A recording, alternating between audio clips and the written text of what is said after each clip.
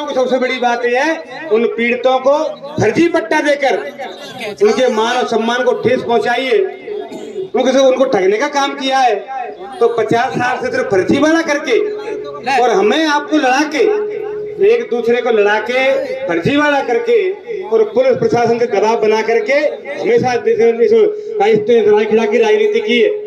मैं कहना चाहूंगा, हम लोग खुलेआम संघर्ष कर रहे हैं और जहां भी होता है मंच के माध्यम से और आमने सामने भी, कभी हमने नहीं सोचा कि क्या होगा क्या नहीं होगा।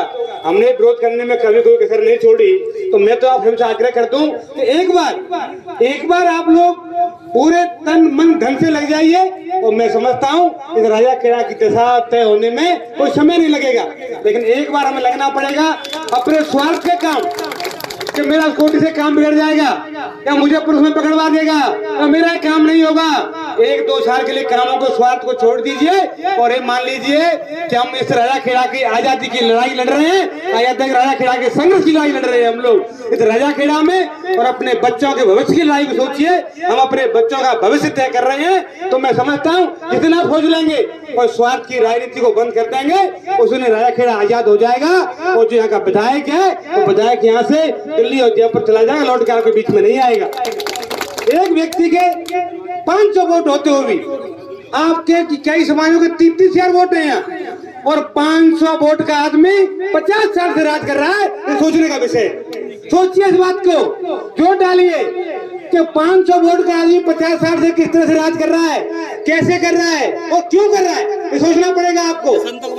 भाई आप 30,000 वोट है, किसी के 25,000 किसी के 35,000 है, वो राज नहीं कर सकते क्या? और उनके अलावा भी आप विधायक बने या नहीं बन नहीं सकते। लेकिन आप लोगों को मानसिकता से अपने भाई को, अपने पड़ोसी को, अपने मित्र को और अपने रिश्तेदार को मुक्त करना पड़ेगा। एक बार हमें मौका दीजिए और जब विधानसभा की दशा नहीं बदले तो दोबारा हम आपके साथ हो जाएंगे।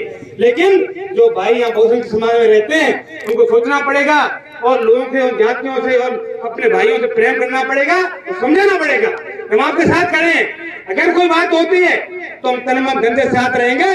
थाने जाने के लिए आपसे पहले हम तैयार हैं, तो हो या ना हो हम पे कुछ, लेकिन आपसे पीछे नहीं हटेंगे। थाने, कचहरी, कोर्ट जहाँ भी आना पड़ेगा हम जाएंगे।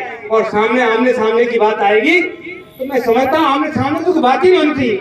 क्या है आमने सामने, क्या बात होनी चाहिए? कोई बात आगे और पीछे की बात ही नहीं है। कोई व्यक्ति होता हमारे सामने तो पता नहीं क्या कर देगा, तो समझ में आता मेरी। आमने सामने 1 मिनट खड़ा नहीं हो सकता जो व्यक्ति, और वो व्यक्ति आपको 50 साल राज कर रहा है। आप उसको सोचकर देखिए कि राजा खेड़ा का आज मैं कल और परसों से मैं भी घूम रहा हूँ, मैं समझता हूँ कि रोडों की क्या हालत है। आपने देखिए बरसला के लिए जाएंगे, उस रोड की हालत देखना अभी क्या है। जिस रोड पर चल के आते हैं और वसुंधरा जी उसमें पैसे नहीं देती, राशन सरकार पैसे नहीं देती, तो कभी रोड नहीं बनता। और कुछ राजा खेड़ा वाला चंद्रलेट कोरोना की जो भाजपा सरकार में शुरुआत हुई उसको बंद करा दिया इन लोगों ने। हॉस्पिटलों में डॉक्टर नहीं है, क्या इनके पास? तो सोचिए, अपने बच्चों के सबके भविष्य के बारे में सोचिए, स्वार्थ की राजनीति को बंद करिए और विकास के बारे में सोचिए। जिस दिन आप लोग विकास के बारे में सोचेंगे, बच्चों के भविष्य के बारे में सोचेंगे, निश्चित तौर पर राजा खेड़ा आजाद होगा और आजादी में आप लोगों के नाम लिखे जाएंगे। जो लोग तो स्वार्थ की राजनीति को छोड़कर और सड़क पे आ जाएंगे, उधर राजा खेड़ा गुलामी की जंजीरों निकल के आ जाएगा। उस लड़ाई में मैं समझता हूँ जिसकी जो लड़ाएंगे इस लड़ाई को, उनका नाम लिखा जाएगा कि लोगों ने संघर्ष की लड़ाई लड़ी है, कि लोगों का मान सम्मान करना पड़ेगा। तो मैं तो ज्यादा नहीं कहूंगा, कहने के लिए बहुत वक्त है। मुकेश जी सोच रहे हैं कि पता नहीं कितना लंबा बोलेंगे, मैं ज्यादा नहीं बोलूंगा। आपको चरणों में तो निवेदन करने आया हूँ कि अच्छे व्यक्ति को, जो संघर्षशील है, वो राजस्थान में आज मुख्यमंत्री का चेहरा है, उस व्यक्ति को आप यहाँ आ रहे हैं, सम्मान के लिए हम खड़े हैं। ऐसे व्यक्ति को भरपूर मान और सम्मान दीजिए और क्षेत्र लाने का अनुरोध के लिए मैं समझता हूँ कि राजा खेड़ा की नहीं, धौलपुर जिले की दिशा बदलेगी। धन्यवाद। राम राम साहब।